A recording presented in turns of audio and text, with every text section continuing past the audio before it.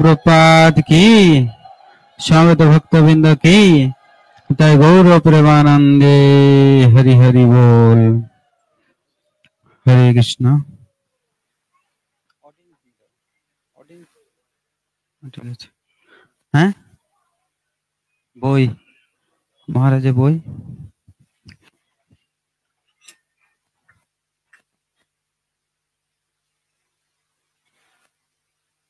তুলতনি হরি বল। हरे कृष्ण हरि बोल हरि बोल।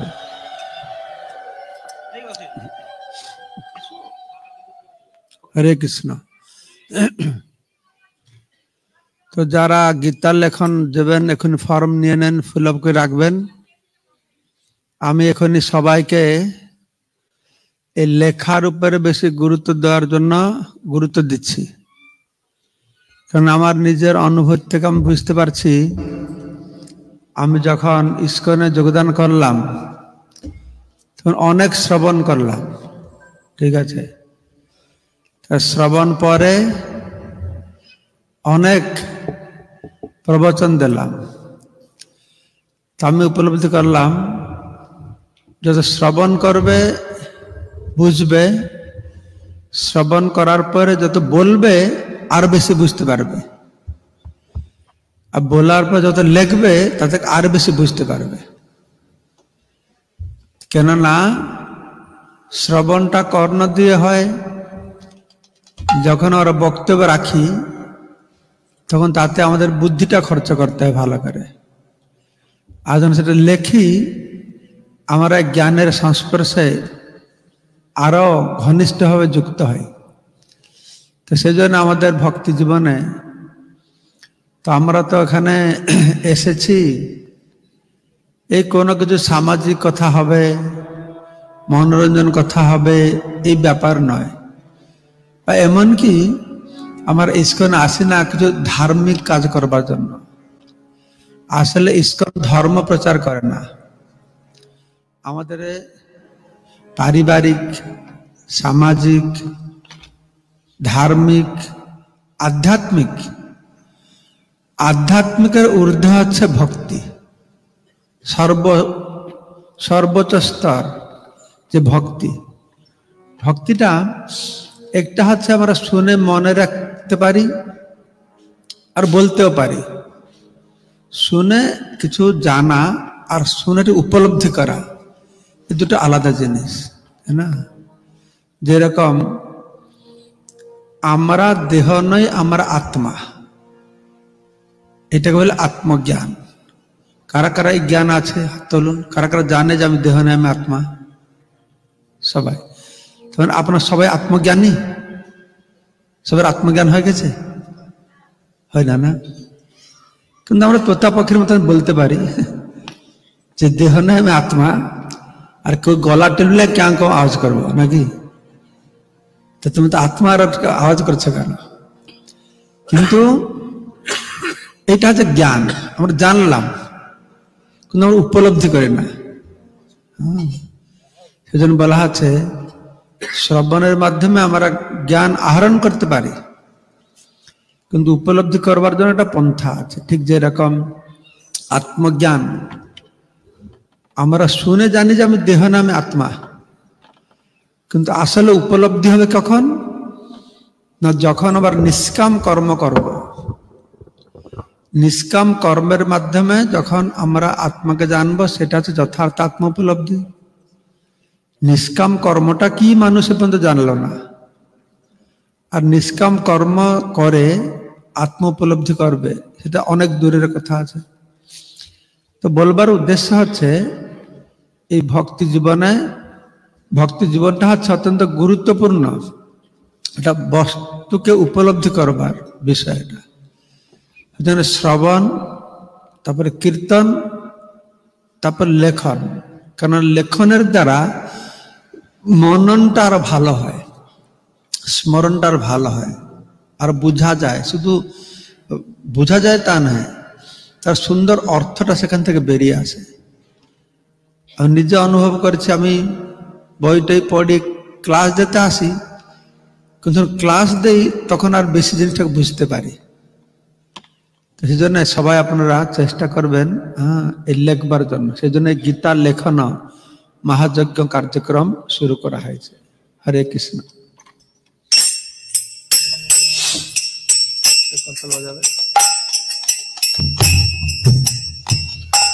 জয় রাধা মাধব কুঞ্জ বিহারী,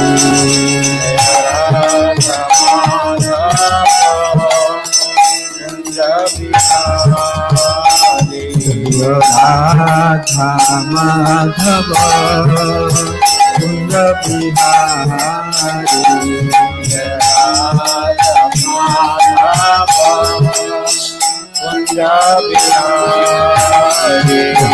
গোপী জন বল্লভ গিরিবরধারী, গোপী জন বল্লভ গিরিবরধারী, গোপী জন বল্লভ গিরিবরধারী, গোপী জন বল্লভ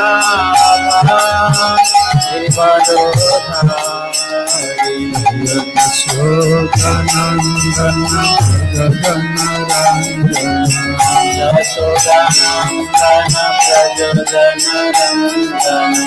ব্রজ জনরঞ্জনা,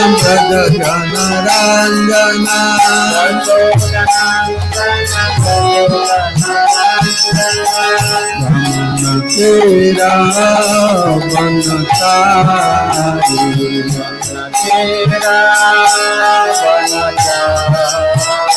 জয় রাধা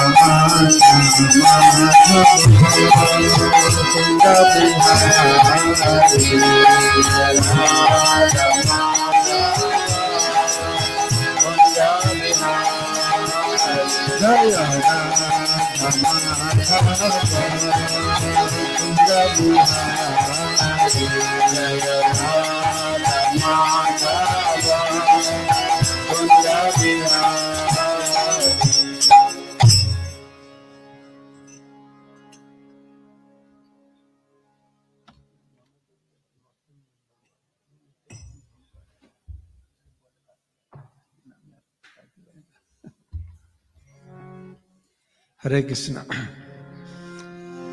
ओम ज्ञानतिमिरन्धस्य ज्ञानाञ्जनशलाकया चक्षुरुन्मिलितं येन तस्मै श्रीगुरुवे नमः। नमो विष्णुपदाय कृष्णप्रेष्ठाय भूतले श्रीमते भक्तिवेदान्त स्वामिने नामिने। नमस्ते सारस्वती देवे गौरवाणी प्रचारिणे निर्विशेष शून्यवादी पाश्चात्य देशतारिणे। वाञ्छाकल्पतरुभ्यश्च कृपा सिन्धुभ्येव च पतितानां पावनेभ्यो वैष्णवेभ्यो नमो नमः। आजानुलम्बितभुजौ कनकावदातौ संकीर्तनैकपितरौ कमलाकाक्षौ विश्वम्भरौ द्विजवरौ जुगधर्मपालौ वन्दे जगत्प्रियकरौ करुणावतारौ। जय श्री कृष्ण चैतन्य प्रभु नित्यानंद श्री अद्वैत गदाधर श्रीवासादि श्री गौर भक्त वृंद। हरे कृष्णा कृष्ण कृष्ण हरे हरे, हरे राम राम राम हरे हरे। मुकं करोति वाचालं पंगुलं हयतगिरिं यत्कृपातमहं वन्दे परमानंद माधवं श्री गुरुदिनतारिणं श्री चैतन्य ईश्वरम्। नमः ओम विष्णुपादाय कृष्णप्रेष्ठाय भूतले श्रीमते जय पताका स्वामिनिति नामिने। नमः आचार्य पादाय निताय कृपापदायने गौर कथा धामदाय नगर ग्राम। তো গতকালকে আমরা শ্রী অদ্বৈত আচার্য সম্পর্কে শ্রবণ করলাম, যে অদ্বৈত আচার্য মহাপ্রভুকে ভগবত ধাম থেকে আহ্বান করে এখানে এনেছেন। আর আজকে আমরা নিত্যানন্দ কথা শ্রবণ করব, যে নিত্যানন্দ প্রভু সে মহাপ্রভুকে সারা জগৎবাসীকে চিনিয়েছেন। তো সেই জন্য বলা আছে, নিতাইর করুণা হবে, ব্রজে রাধা কৃষ্ণ পাবে। তো তার লীলা আমরা শ্রবণ করব। তার পূর্বে আমার নিত্যানন্দ কি তত্ত্ব একটু আমরা জানব। তো নিত্যানন্দকে না ব্রজেন্দ্র নন্দন যেই সচিসুত হইল সেই, বলরাম হইল নিতাই। শ্রীকৃষ্ণ ভগবান শ্রীকৃষ্ণ চৈতন্য রূপে এসেছেন, আর বলরাম নিত্যানন্দ রাম রূপে এসেছেন। তো বলরাম হয়েছেন নিত্যানন্দ। তার বলরামকে জানলে নিত্যানন্দকে জানতে পারবে। তো আমরা সবাই জানি বলরামকে। বলরাম হচ্ছে রোহিণী নন্দন। বলরামের আরেকটি নাম হচ্ছে বাসুদেব। আমরা ভগবান কৃষ্ণকে বাসুদেব বলি, কিন্তু বলরামকেও বাসুদেব বলা হয় কোথাও কোথাও, কারণ তিনিও বসুদেব নন্দন, তাকে বাসুদেব বলে। তো কৃষ্ণ আর বলরাম গোলক বৃন্দাবনে। তো কৃষ্ণ হচ্ছেন কে না স্বয়ং ভগবান, সর্ব অবতারী কৃষ্ণ স্বয়ং ভগবান। তার দ্বিতীয় দেহ শ্রী বলরাম। কৃষ্ণের প্রথম প্রকাশ হচ্ছেন শ্রী বলরাম। আর কি পার্থক্য না, একই স্বরূপ দোহে ভিন্ন মাত্র কায়, আদ্য কায় ব্যূহ কৃষ্ণ লীলায় সহে। আদি আদি কায় ব্যূহ মানে প্রথম প্রকাশ। তো কৃষ্ণ লীলায় সাহায্য করেন সেই কৃষ্ণ নবদ্বীপে শ্রী চৈতন্য চন্দ্র, সেই বলরাম সঙ্গে নিত্যানন্দ। তো বলরাম তিনি নিত্যানন্দ রূপে এসেছেন। তো বৃন্দাবনের কৃষ্ণ হচ্ছেন স্বয়ং ভগবান, তার প্রথম প্রকাশ হচ্ছেন বলরাম। তো সেই কৃষ্ণ যখন দ্বারকায় আসছেন, তার নাম হচ্ছে বাসুদেব, বা বলি বাসুদেব কৃষ্ণ।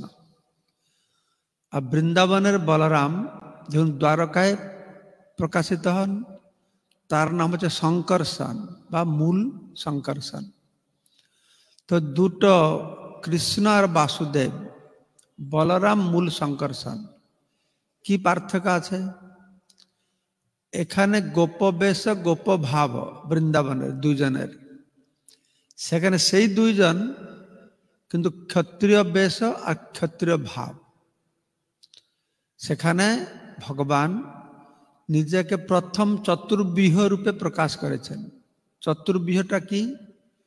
বাসুদেব, শঙ্কর্ষণ, প্রদ্যুম্ন, অনিরুদ্ধ, এই প্রথম চতুর্ব্যূহ। তো এটা হলো দ্বারকায়। তো দ্বারকা পরে বৈকুণ্ঠ।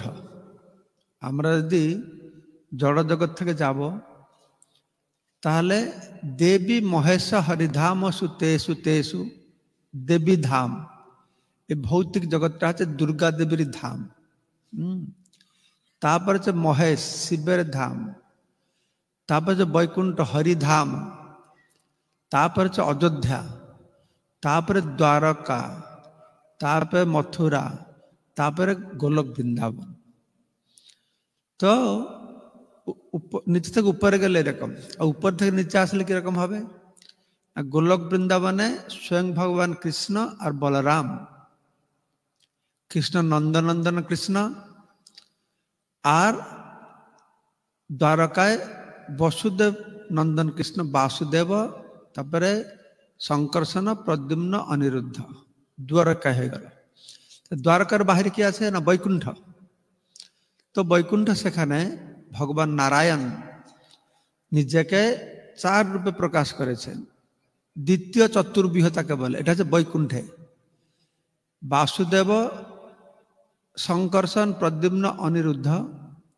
দ্বিতীয় চতুর্ব্যূহ বৈকুণ্ঠে। যেরকম প্রথম চতুর্বিহ ছিল দ্বারকায়, কিন্তু প্রথম চতুর্বিহর মধ্যে যে সংকর্ষণ তাকে বলে মূল সংকর্ষণ, দ্বিতীয় চতুর্বিহর মধ্যে যে সংকর্ষণ তাকে বলে মহাসংকর্ষণ।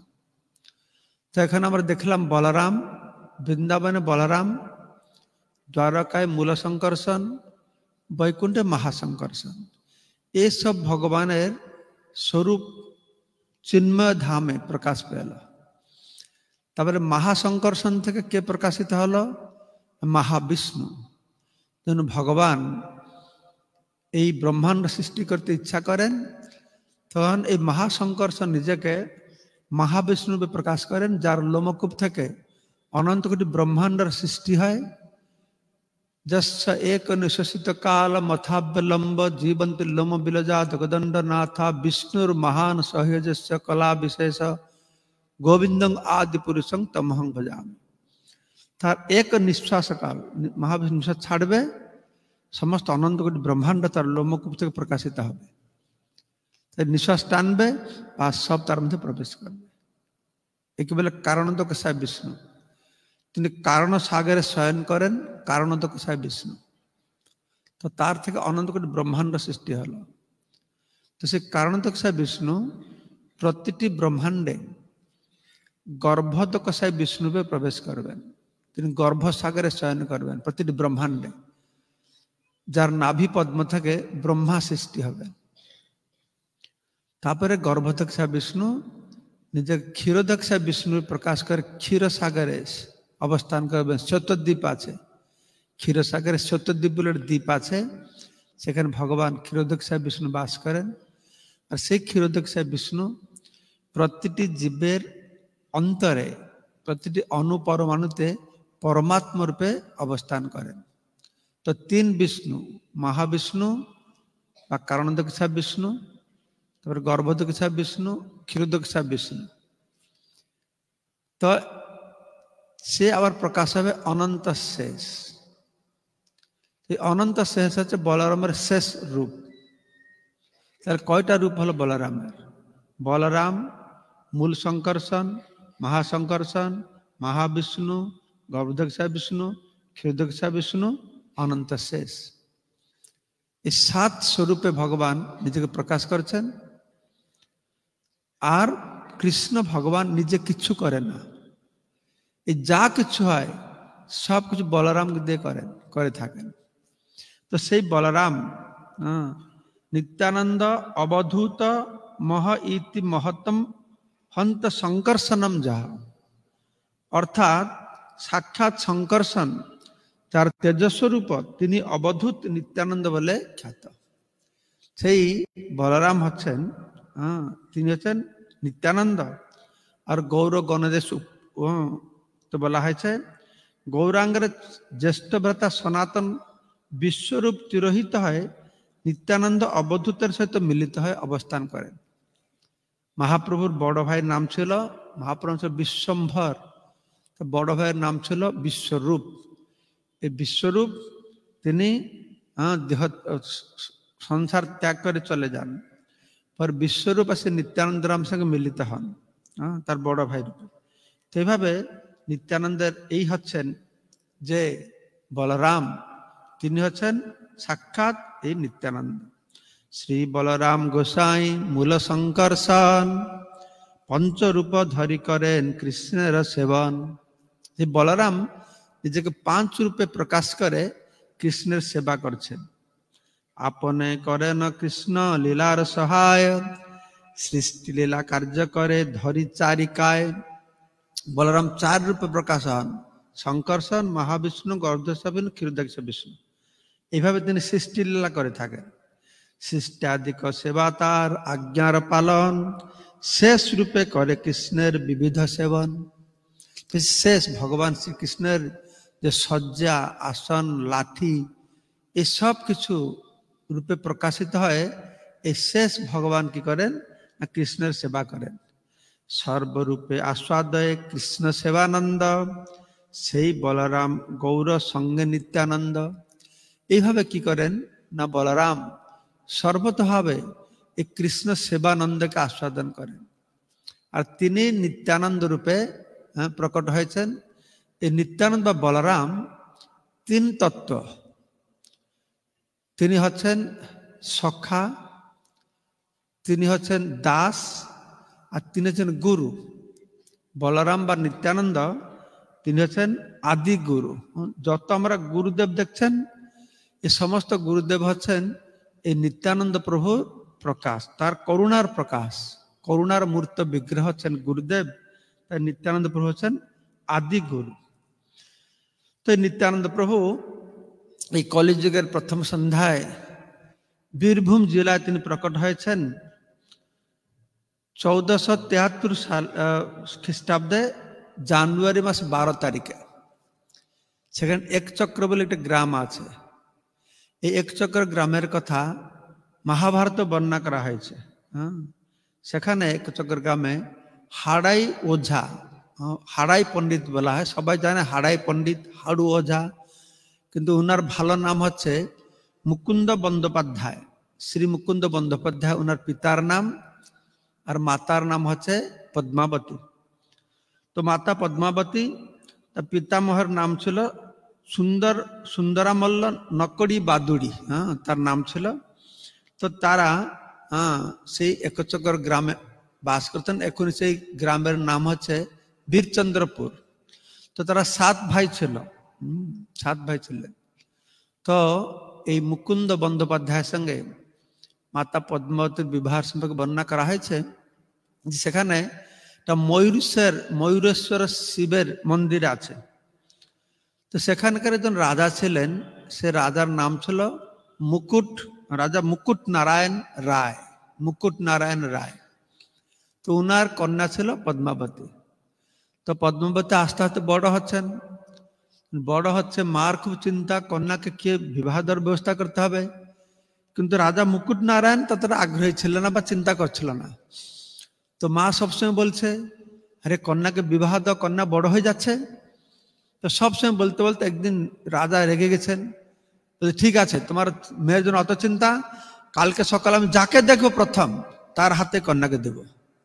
তো মা আরো চিন্তায় পড়ে গেছে যে কালকে সকালে কাকে যে দেখবে, যাকে প্রথম দেখে তাকে মেয়ে দেবে, এটা আমায় কন্যা দান করবে। তো তারপর দিন সকালে যখন রাজা মুকুট নারায়ণ ঘুম থেকে উঠেছেন, হঠাৎ জানলা দিয়ে দেখছেন একজন ব্রাহ্মণ, খুব সুন্দর ব্রাহ্মণ, তো বাগান থেকে ফুল তুলছিলেন। তো তিনি ছিলেন এই মুকুন্দ বন্দ্যোপাধ্যায় বা হাড়াই ওঝা। তো হাড়াই ওঝাকে পদ্মাবতীকে দান করেছেন, তার সঙ্গে একটা পুকুরও দান করেছেন। এখন সে পুকুরটা আছে, তাকে বলে পদ্ম পুকুর। আপনারা কারা কারা নিতাই ধামে গিয়েছেন? একচক্রতে অনেক গিয়েছেন। পদ্ম পুকুর দেখেছেন? পদ্ম জল খেয়েছেন? না, এইবার গেলে জলটা খাবেন। আমি যখন আমার পেট প্রচন্ড খারাপ থাকলেও একবার জল খেলে সঙ্গে সঙ্গে উপকার বুঝতে পারবেন। সে জল অত সুন্দর, জলটা। সেখানে নিত্যানন্দ প্রভু গিয়ে বহু লীলাবিলাস করেছেন। এই 18 তারিখে একটা প্রথম একচক্র পরিক্রমা করা হচ্ছে। পরের বার আপনারা যাবেন কখন? নিত্যানন্দ প্রভুর সেই পূর্ণ লীলা স্থান, কত সুন্দর সুন্দর স্থান, সে এখনো রয়েছে। তো সেখানে তো হড়াই পণ্ডিত, তার 7 পুত্র ছিল। নিত্যানন্দ প্রভু তো সব থেকে জ্যেষ্ঠ পুত্র ছিলেন। নিত্যানন্দ, কৃষ্ণানন্দ, সর্বানন্দ, ব্রহ্মানন্দ, পূর্ণানন্দ, প্রেমানন্দ, তারপরে বিশুদ্ধানন্দ, সব আনন্দ। কয়টা পুত্র ছিল? মাত্র 7টা পুত্র ছিল। আর এখন তো একটা ছেলে হলে কোপে কাত, আরো হবে না রে বাবা। আগের সময়ে যদি 8-10টা বাচ্চা না হয় তাহলে তো গৃহস্থ পরিবার বলতে লাগবে না। আমার বাড়িতে আমরা 4 বোন 4 ভাই ছিলাম। অনেকগুলো গাদাগাদি বাচ্চা কাচ্চা থাকবে, ঝগড়াঝাটি করবে, লাফালাফি করবে, তবে না সংসার হবে। আর এখন তো মরুভূমির সংসার। একটা বাচ্চা হলে মানে আমার অনেক হয়ে গেছে, হাঁপিয়ে পড়ে তাতে। এতে কি হচ্ছে, আস্তে আস্তে মুসলমানরা বলছে আমাদেরকে হিন্দুদেরকে মুসলমান করতে হবে না, আমাদের মুসলমান ধর্ম প্রচার করতে হবে না, আমরা এইরকম সন্তান হচ্ছে আল্লাহর মেহরবানি। তারা বলে আমাদের হিন্দুরা ঘাবড়ে যায়, অত বাচ্চা কে পুষবে? তোমার বাবার বাবা কত বাচ্চা পুষছিল কি, কত বাচ্চা পুষছিল কি করে? এবার একটা দুটো বাচ্চা হয়ে গেলে পয়সা নেই, পয়সা অনেক আছে, ব্যাংক ভাড়া, বাঁচা পারবে না। তো তারা বলছে এমনি হিন্দুরা নিশ্চিহ্ন হয়ে যাবে, এমনি হিন্দুরা নিশ্চিহ্ন হয়ে যাবে, মুসলমান সংখ্যা বেড়ে যাবে, ভোট বেড়ে যাবে, বাস হিন্দু। আর সবসময় তো মোদি থাকবে না, তারা বলছে মোদি যাক না, আমরা দেখবো তোমাদেরকে। তো সেই জন্য যত ফ্যামিলি প্ল্যানিং করে, হ্যাঁ, এগুলো সব হিন্দুরাই বেশি করে, খ্রিস্টানরাও করে। ঠিক ফ্রান্সে, জার্মানে খ্রিস্টানদের অবস্থাও খারাপ। তারা বলছে না, এটা ধর্ম। অনেক তো গর্ভ নষ্ট করছে, আর অনেক গর্ভ ধারণই করে না। কেউ বুঝে না যে সংসার ধর্মের মূল লক্ষ্য হচ্ছে কৃষ্ণ চৈতন্যময়, হ্যাঁ, সন্তান সন্ততি উৎপন্ন করা। আমাদের ভক্তিবিনোদ ঠাকুর 5টা না 7টা ছেলে ওনার ছিলেন। এখানে হরাই পণ্ডিত দেখছেন, হ্যাঁ, 7 পুত্র ওনার ছিলেন। তো নিত্যানন্দ ছিল সব থেকে বড়। তো নিত্যানন্দ ছোটবেলা থেকে খুব বিদ্বান আর পণ্ডিত ছিলেন, খুব বিদ্বান পণ্ডিত ছিলেন, অনেক ভালো পড়াশোনা করতেন। অত ভালো পড়াশোনা করতেন, তিনি ছোটবেলায় ওনাকে একটা উপাধি দেওয়া ছিল ন্যায় চূড়ামণি। 12 বর্ষ পর্যন্ত তিনি বাড়িতে ছিলেন, 12 বর্ষ বয়সে তিনি চলে গেছেন। তাই বলা হচ্ছে উদ্ধারণ কহেয় ব্রাহ্মণ উত্তম, রাঢ়ি শ্রেণী সর্বশাস্ত্রে অতি উচ্চতম, ন্যায় চূড়ামণি ইহান শাস্ত্রের আখ্যাতি, নিত্যানন্দ রাম প্রেমানন্দ পুরে স্থিতি। তো এইভাবে নিত্যানন্দ প্রভু তার বাল্যলীলা, পৌগণ্ড লীলা একচক্রের কামে করেছেন। তার বাল্যলীলা কিরকম ছিল, তার কি খেলাধুলা ছিল? তারা বাস্কেটবল, ফুটবল, হাডুডু, কবাডি এই খেলা ছিল না। তার খেলা কি ছিল না, বাচ্চাদেরকে নিয়ে তিনি নাটক করতেন। কৃষ্ণলীলা, রামলীলা, সে যাবে, বাচ্চাদেরকে নিয়ে যাবে, একজন ব্রহ্মা হবে, একজন ধরিত্রী হবে, ধরিত্রী ব্রহ্মার কাছে প্রার্থনা করবে, ক্ষীর সাগায় যাবে পুকুর পাড়ে। ব্রহ্মা তপস্যা করবে, তখন একটা ছেলে পুকুর ভিতরে থেকে সে উচ্চস্বর বলবে যে ব্রহ্মা সমস্ত দেবতাদেরকে বলো তারা অংশে গিয়ে যদুবংশে জন্ম লাভ করবে। তারপরে পুতনা বধ করবে, শকটাসুর বধ করবে, তারপরে গিরি গোবর্ধন, তারপরে কি এই যে কালীয় দমন, এখন সেসব স্থান রয়েছে, যে পুকুরে কালীয় দমন লীলা করেছিলেন সেসব স্থান রয়েছে। তারপর বসুদেবের মধ্যরাত্রিতে বসুদেব দেবকের বিবাহ করাবে। তো সে লোকেরা বুঝতে পারতেন কি ব্যাপার, এরা কি ছোট ছোট ছেলে, এগুলো জানলো কি করে। রামলীলাও সেরকম করবে। এবার রামলীলা করছেন, রামলীলায় নিত্যানন্দপুর লক্ষ্মণের রোল করেছেন। তো নিত্যানন্দপুর কে? তিনি তো নিজের লক্ষ্মণ না, আসলে রামলীলায় তিনি লক্ষ্মণ ছিলেন, রামচন্দ্রের ছোট্ট ভাই। কিন্তু লক্ষ্মণের সবসময় ইচ্ছা হতো যে আমি রামের সেবা করব, রামকে সুখ দেব। কিন্তু রামচন্দ্র তো মর্যাদা পুরুষোত্তম, কৃষ্ণ লীলা পুরুষোত্তম, গৌরাঙ্গ মহাপুর প্রেম পুরুষোত্তম। তো মর্যাদা পুরুষোত্তম রামচন্দ্র এসেছেন ধর্মকে স্থাপন করবে। সেই জন্য দেখবেন রামচন্দ্র সব সময় তিনি বিভিন্ন ধর্ম স্থাপন করেছেন। রামচন্দ্র সিধা দাঁড়ান, সিধা তাকান, সিধা কথা বলেন। আর সেই রামচন্দ্র কৃষ্ণচন্দ্র রূপে আসে, কিরকম দাঁড়ায়? সিধা দাঁড়ায়। তার দাঁড়ানো বাঁকা, তার দেখানো বাঁকা, কথা বলাও বাঁকা, সব বাঁকা। রামচন্দ্র সব নিয়ম নিষ্ঠা। লক্ষ্মণ চাইছে রামচন্দ্র সুখে থাকুক, রামচন্দ্র বলছে না, পিতৃসুদ্ধ পালন করতে আমি জঙ্গলে যাবো। লক্ষ্মণ না, কেন তুমি জঙ্গলে যাবে? কিন্তু বড় ভাই তো বলতে পারবে না, মর্যাদা লঙ্ঘন হয়ে যাবে। তো লক্ষ্মণ চিন্তা করেছে এই বিধাতা আমাকে ছোট ভাই করে কেন জন্ম দিল? আমি যদি বড় ভাই হয়ে জন্ম লাভ করতাম তাহলে কি শাসন করতাম, সে যা মন ইচ্ছা করবে না। তাই পরের বার লক্ষ্মণ বড় ভাই হলো বলরাম, রামচন্দ্র ছোট ভাই কৃষ্ণ হয়ে আসলো। তো এইবারও সেই বলরাম নিত্যানন্দ রূপে এসেছেন, আর কৃষ্ণ এসেছেন কিসের রূপে? গৌরাঙ্গ রূপে। তো গৌরাঙ্গ রূপে যে মহাপ্রভু এসেছেন, এই অবতারে মহাপ্রভু নিত্যানন্দ তিনি আবদ্ধ করুণা সিন্ধু কাটিয়া মোহন, ঘরে ঘরে বুলে প্রেম অমিয়ার বান। বান মানে কি? বন মানে বন্যা। কিসের বন্যা? প্রেম অমিয়ার বান। প্রেম অমৃতের বন্যা নিয়ে এসেছেন গোলক বৃন্দাবন থেকে। সব থেকে করুণা, করুণায় অবতীর্ণ কল মহাপুরুষ হচ্ছেন করুণা। তো অন্য সমস্ত অবতারে ভগবান আসে দুষ্কৃতিকার থেকে হত্যা করে তাকে মুক্তি দান করেছেন, কিন্তু এই অবতারে ভগবানের অত করুণা হয়েছে, হত্যা তো করে না, সব থেকে যে বড় পাপী, পাপ থেকে উদ্ধার করেছে তা নয়, মুক্তি দিয়েছে তা নয়, তাকে ব্রহ্মার দুর্লভ বস্তু দিয়েছে, কৃষ্ণ প্রেম দিয়েছে। তার কি করে মহাপ্রভুর মধ্যে অত করুণা হলো? একজন সাধু আমাকে বলছিলেন যে ত্রেতা যুগে ভগবান কৃষ্ণ যখন দণ্ডকারণ্যে রামচন্দ্র যখন দণ্ডকারণ্যে ছিলেন, তখন একদিন এক জায়গায় এই পাহাড়ের প্রমাণ হাড় কঙ্কাল দেখছে। পাশাপাশি লোকদের জিজ্ঞাসা করছেন যেগুলো কার হাড় কঙ্কাল? তো তারা বলছে এগুলো সব মুনি ঋষিদের হাড় কঙ্কাল, আর এগুলি রাক্ষস অসুরেরা খেয়ে ফেলেছে, আর হাড়গুলো পড়ে আছে।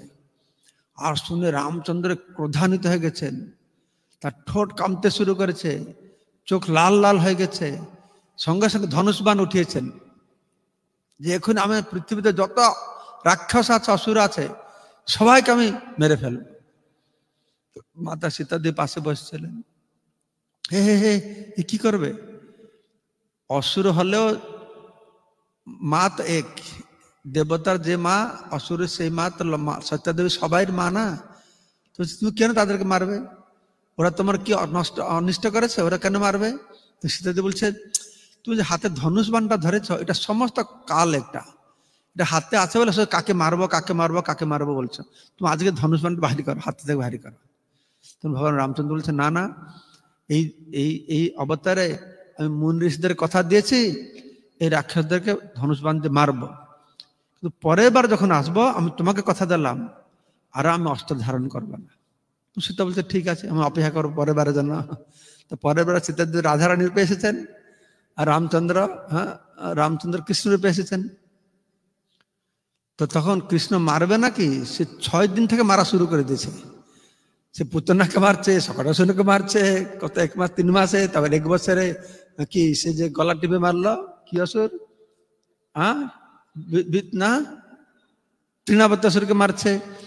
তো রাধারানী বলছে কি ব্যাপার, তুমি যে বললে এই অবতারকে মারবে না, তুমি কৃষ্ণ বলছে না আমি তো মারবো না বলি না, আমি তো অস্ত্র ধারণ করবো না। তো যতদিন রাধারানীর সঙ্গে কৃষ্ণ আছেন কোনো অস্ত্র ধারণ করেননি।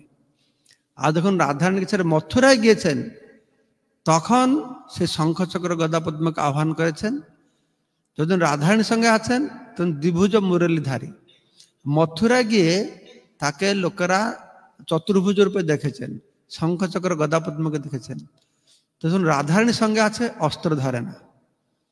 রাধারানী চিন্তা করছে যে আমি সঙ্গে থাকলেও অস্ত্র না ধরলে কি, তবু তো মারছে, পরের বার যখন আমি আসবো ওর সঙ্গে নেই, ওর ভিতরে ঢুকে আমি আসবো। পরের বার যখন কৃষ্ণ এসেছেন, রাধারানী তার ভিতরে ঢুকে এসেছে, রাধা ভাব দ্বিতীয় সুবলিতম নবমী কৃষ্ণ স্বরূপম। সেই জন্যে এই অবতারে ভগবান কাউকে মারে না, মারতে পারে না। তো ভগবানের করুণার কারণটা ভগবান নয়, ভগবানের করুণার কারণটাকে শ্রীমতী রাধারানী কি, অবশ্যই রাধারানীর মতন অত করুণাময় কেউ হতে পারে? সে রাধা কুণ্ডের কাছে শিবখোর বলে একটা জায়গা আছে। তো একদিন সমস্ত সখীরা আসে, বলছে রাধারানীকে, রাধারানী স্নান করতে গিয়েছে, রাধারানী রাধারানী শুনেছো এই গ্রামের ছেলেগুলো কত বদমাস, তারা কি করেছে, একটা শিয়ালি মেয়ে শিয়ালকে ধাওয়া করছিল। তো শিয়ালটা ভয়তে গিয়ে একটা গর্তের ভিতরে ঢুকে পড়েছে। আরে এত বদমাস, অনেক খড় কুটো নিয়ে সে গর্তের সামনে রেখে আগুন ধরিয়ে দিয়েছে, আর শিয়ালটা পড়ে মরছে। রাধারানী বলছেন হায় হায়, আমি থাকতে আমার কুণ্ডের তীরে এরকম হতে পারে, যাও সে শিয়ালটাকে নিয়ে আসা। তো সে অর্ধদগ্ধ শিয়ালকে তারা নিয়ে এসেছে। আর রাধারানী দেখে তারপরে অত করুণা ভাব এসেছে, তার পিঠিতে হাত বুলিয়েছে, সে শিয়ালির পিছনে হাত বুলেছে, সঙ্গে সঙ্গে শিয়ালি শরীর ত্যাগ করে সখী রূপ হয়ে গেছে। রাধারানী তো আমার সঙ্গে থাকো, আমার সেবা করো। তো আমি চিন্তা করি যে রাধারানী অত কৃপাবতী, তাকে 16 মালা জপ করতে হলো না, মঙ্গল আরতি করতে হলো না, কিছুই করতে হলো না, শিয়ালি ছিল, স্পর্শ করে যদি সে তাকে যদি সখী করে দিতে পারে তাহলে তার করুণা না হবে। আর সেই রাধারানী যে কৃষ্ণের ভিতরে প্রবেশ করে আসবে তাহলে অবশ্যই তো তার এই করুণা হবে। তাই বলেছে আবদ্ধ করুণা সিন্ধু কাটিয়া মুহান, ঘরে ঘরে বলে প্রেম অমিয়ার বান।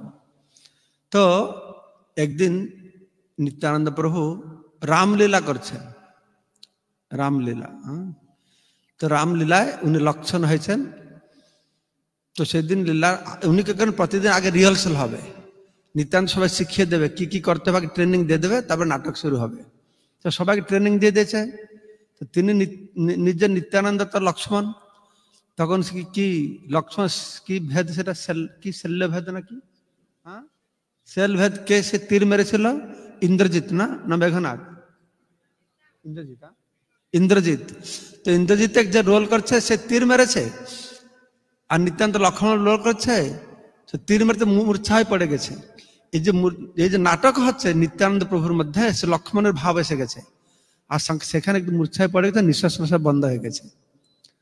আর সে ছেলেরা কান্না করতে শুরু করে দিয়েছে। তাদের কান্না শুনে হরাই পণ্ডিত পদ্মাবতী মাথা এসে গেছে, দেখছে ছেলের নিঃশ্বাস প্রশ্বাস যাচ্ছে না। তো সবাই কান্না করছে, সবাই মনে করছে নিত্যানন্দ চলে গেছে। আর অনেক লোক এসে গেছে দেখতে, মজা, হ্যাঁ কি হচ্ছে দেখতে। তো একটা লোক বললো, হ্যাঁ আমি জানি, আমি দেখেছি এক জায়গায় এই রামলীলা হচ্ছিল, আর একটা লোক দশরথের রোল করেছিল, ভূমিকায় অভিনয় করেছিল। আর যখন রাম বনবাসে গিয়েছে আর সে অত ভূমিকা অভিষ্ট হয়ে গেছে, সে সঙ্গে সঙ্গে দেহত্যাগ করেছে। এরকম কথাবার্তা করতে করতে একজন বলছে, আরে সে লক্ষণের কি শল্য ভেদ হয়েছে, তো একটু বিশ্বলক্ষণী দিয়ে দিলে ঠিক হয়ে যাবে। এইটা শুনে সব ছেলেদের মনে পড়ে গেছে, আসলে নিত্যান্ত আগে থেকে বলে দিয়েছে আমি মূর্ছা হয়ে পড়ে যাব, আর একজনকে হনুমান করেছে, হনুমান যাবে সে বিশ্বলক্ষণীটাকে নিয়ে আসবে। যখন নিত্যানন্দ প্রভু মূর্ছা হয়ে গেছে, এই কথাটা ছেলেরা ভুলে গেছে কান্না শুরু করে দিয়েছে। তখন এই লোকটা বললো, তখন হনুমান রেডি হয়েছিল, তখন হনুমান দৌড়ে দৌড়ে গেল। তো লোকরা পিছনে পিছনে যাচ্ছে কি করছে দেখতে। তো আগে থেকে রেডি হচ্ছে, একটা ছেলে আগে থেকে গিয়ে সে একটা গাছের বলে তপস্বী হয়ে বসে আছে, অসুরি সে তপস্বী হয়ে বসে আছে। তো হনুমান যখন সেখানে গেল, সে তপস্বী তাকে নিমন্ত্রণ করলো, যা ফলাহার করবে, এই পুকুরে স্নান করে আসা। আর পুকুরে ঢুকেছে হনুমান, যে ছেলেটা হয়েছিল সে আগে থেকে একটা ছেলে পুকুরের ভিতরে ঢুকে বসে আছে, কুমির হয়ে বসে আছে। অত দেরি হচ্ছে তো বুঝতে পারছে না এখানে কি হচ্ছে। হনুমান সে তাকে একটা পা ধরে টানছে, তারপরে তাকে মেরে, অসুরকে মেরে আবার সে বিশ্বলক্ষণ নিয়ে এসেছে। আর তখন নিত্যানন্দ প্রভুর মুখে শুঙ্গিয়েছে, আবার সে জেগে উঠছেন। আর সবাই পদ্ম সব খুশি হয়ে খুব আনন্দে আলিঙ্গন করছে। তো এরকম নিত্যানন্দ প্রভু বাল্যলীলা করলেন, প্রগণ্ড লীলা করলেন, খুব পড়াশোনা করেছেন, খুব বিজ্ঞ পাণ্ডিত্য। সারা গ্রামের লোক মানে সব সময় নিতাইকে নিয়ে থাকতেন। কোনো সময় ছেলেরা তো ছেড়ে যেতেন না। আর গ্রামের লোক বলা হচ্ছে নিত্যানন্দ প্রভু শরীরটা তুলের পুতুল যেরকম, এরকম শরীর ছিল। তো এক সময় কি হয়েছে, বিভিন্ন লীলা বিলাসের কথা বর্ণনা করা হয়েছে। তো এক সময় 12 বছর বয়স হয়েছে, একজন সন্ন্যাসী এসেছেন ওনার বাড়িতে। তো তখনকার সময় সাধু সন্ন্যাসীদের সেবা করা গৃহস্থদের একটা ভালো প্রবণতা ছিল। এখন গৃহস্থরা সাধু সন্ন্যাসীদের সেবা করবে কি দেখলে ভয় পায়, সাধু এসে গেলে ডোনেশন দিতে হবে, ভয় পায়। সেরকম গৃহস্থ নাই, আর সেরকম সাধুও নেই। সাধু বেশ পড়ে, লোকদের ঠকাবার সাধুর সংখ্যাও কম নেই। তখনকার সময় ছিল সন্ন্যাসীদেরকে সম্মান করা গৃহস্থদের একটা সাধারণ প্রবণতা ছিল। তো একজন সন্ন্যাসী এসেছে, তো পদ্মাবতী হরাই পণ্ডিত খুব সুন্দর করে সেবা করেছেন। সারা রাত এই সাধুর সঙ্গে কৃষ্ণ কথা হচ্ছে হরাই পণ্ডিত। তারপর দিন সকালে যখন সাধু চলে যাবে, যে সমস্ত গৃহস্থ ভক্তরা তো বললে, মহারাজ আমি আপনার কি সেবা করতে পারি? তখন হরাই পণ্ডিত বলছে, মহাত্মাজি আমি আপনার কি সেবা করতে পারি? আমি পতিত গৃহস্থ, কি সেবা করতে পারি? তখন সাধু বাবা বলছেন, তুমি আসল সেবা করতে চাও? আমি যা চাইবো তা দিবে? হ্যাঁ, আপনি যা চাইবেন আমি দিব। সন্ন্যাসী বলছে, দেখো আমি সারা ভারত ভ্রমণ করি, কিন্তু একা ভ্রমণ করি, আমার সঙ্গে আমাকে সাহায্য করবার কেউ নেই। তোমার এই বড় ছেলে নিত্যানন্দটাকে আমাকে দাও, একে সঙ্গে নিয়ে যাব। তো তখন তো মাথায় বজ্রপাত হয়ে গেছে। এই সাধুর কাছে আর কিছু ছিল না, সে কি চাইলো? নিত্যানন্দ, তো নিত্যানন্দকে না আমার প্রাণটাকে নিয়ে যাবে। তো সাধু বলছে, না না, তোমার কোনো চিন্তা নাই, আমি সমস্ত তীর্থস্থান ঘুরাবো, তাকে আমার পুত্রের মতন পালন করো, অনেক বুঝিয়েছে। তখন হরাই পণ্ডিত যে মুকুন্দ বন্দ্যোপাধ্যায় চিন্তা করছেন যে কি কর্তব্য, কি করবো আমি। পুরাকালে কি কর্তব্য কি অকর্তব্য শাস্ত্রের বিচারে হতো। তস্মাৎ শাস্ত্রার্থম কার্য অকার্য ব্যবস্থিত, শাস্ত্রে কি বলছে তার বিচার করা হতো। তখন হরাই পণ্ডিত বিচার করছেন শাস্ত্রে কি আছে। তো তিনি বলছেন, আমার যে অবস্থা দশরথেরও সেই অবস্থা হয়েছিল, আর ইনিও তো দশরথ। হরাই পণ্ডিত দশরথ আর বসুদেবের মিশ্রণে হরাই পণ্ডিত এসছেন। তো উনি চিন্তা করছেন যে শাস্ত্রে বর্ণনা করা আছে, যখন বিশ্বামিত্র ঋষি রাম লক্ষ্মণকে নিতে এসেছেন, তো দশরথ একেবারে যেতে চায় না, তার প্রাণ স্বরূপ ছিলেন। কিন্তু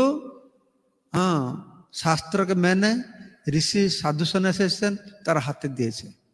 তাই তিনি সংকল্প করেছেন, এই পুত্রকে আমি সেই বিচারে, শাস্ত্রের বিচারে, পুরাণের বিচারে আমি সন্ন্যাসীর হাতে অর্পণ করব। তো তিনি চিন্তা করছেন, বলছেন আমি তো দিব, কারণ পুরাণের প্রমাণ দেখিয়েছেন, কিন্তু এই পুত্র তো শুধু নিত্যানন্দ আমার নয়, এর মার তো অধিকার আছে, তো মার তো পারমিশন নিতে হবে, অনুমতি নিতে হবে। তো মার কাছে গিয়েছে। তো মাকে যখন বলছে যে এরকম সন্ন্যাসী, সাধু সন্ন্যাসী আমাদের বড় ছেলে নিত্যানন্দকে চাইছে সঙ্গে নিয়ে যাবে, তোমার কি মত? এখান দেখুন স্বামী তার কি মত, পুরাণের যে মত আমার সেই মত। স্ত্রীর কি মত হবে? তাহলে স্ত্রীর কি মত হবে? স্বামীর যে মত আমার সেই মত। এই হচ্ছে সংসার, এই হচ্ছে পরিবার, এই হচ্ছে গৃহস্থ আশ্রম। এইরকম না স্বামী একদিকে যাবে, স্ত্রী আরেক দিকে যাবে। স্বামী পুরাণের ধার পাশে আসবে না, আর স্ত্রী তো যার পাশে যাবে যাবে। তো এটা গৃহস্থ আশ্রম নয়। এখানে কি দৃষ্টান্ত দেখাচ্ছেন, যখন তাকে বলেছেন পদ্মাবতীকে, তিনি বলছেন প্রভু আপনি যেটা চাইবেন আমার সেইটাই ইচ্ছা, আপনি কি চান?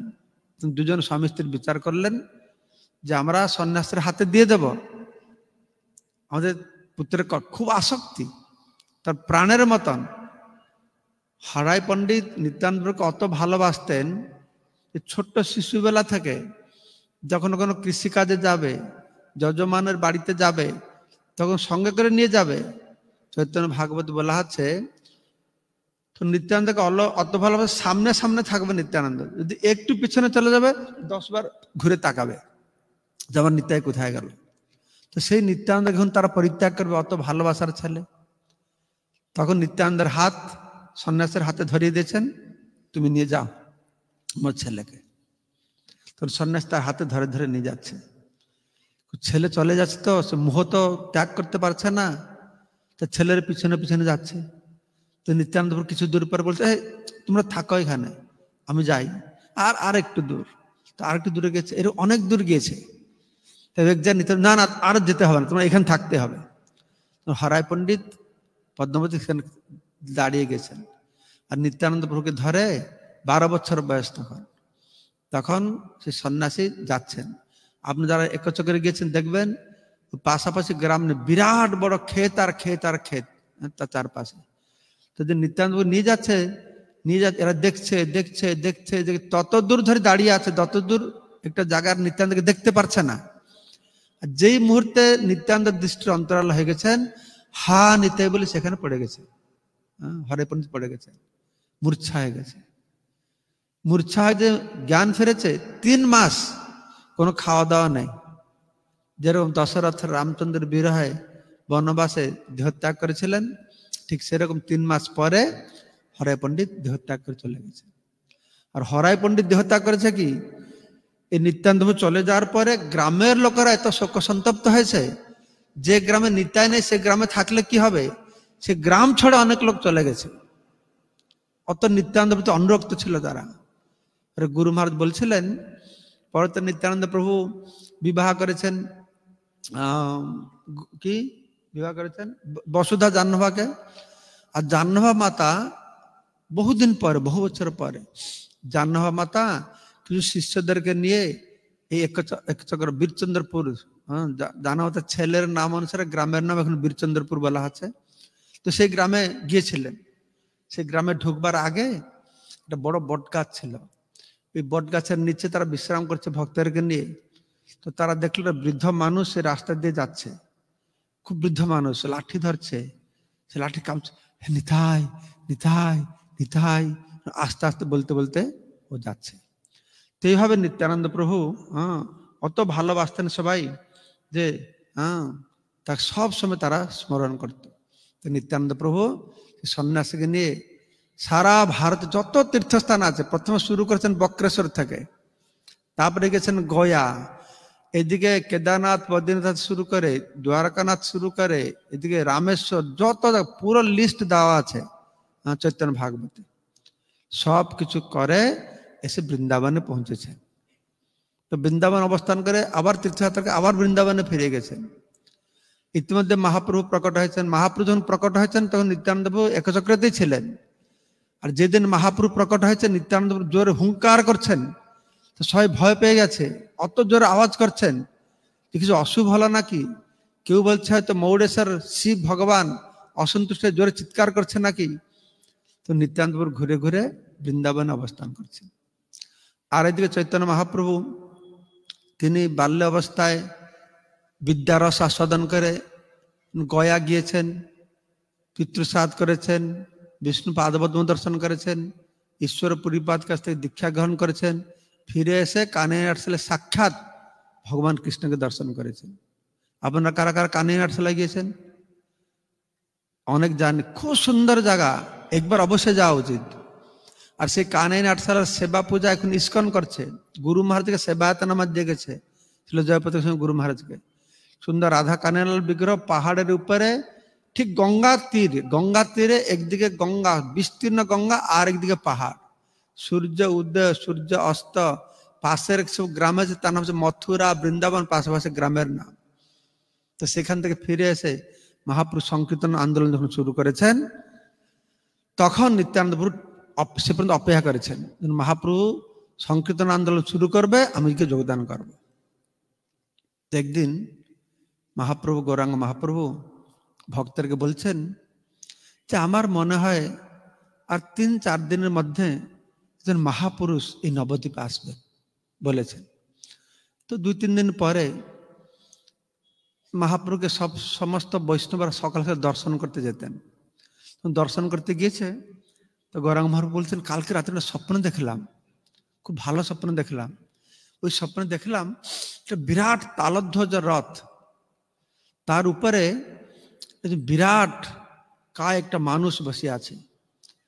সে ব্লু কালারের কাপড় পরিধান করেছে, নীল কালারের কাপড় আর একটা নীল কালারের পাগড়ি পরেছে। তার ডান দিকে একটা কুণ্ডল আছে, আর একটা বেত আছে, লাঠির এক ধারে একটা কমণ্ডল লাগানো আছে।